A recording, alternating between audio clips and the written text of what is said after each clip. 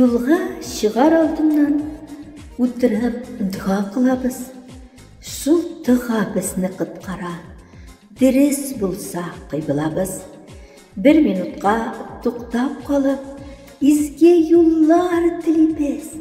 Дұғаларының білгенін көңіллерден келейбіз. Зор ышаныш беретіға, бізге барыр юлларда. Раббымнан бір рәхметі білән шығабыз да юлларға.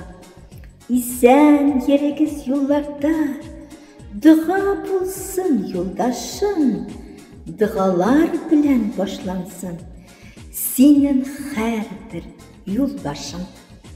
Автор Гүлнур Галимова.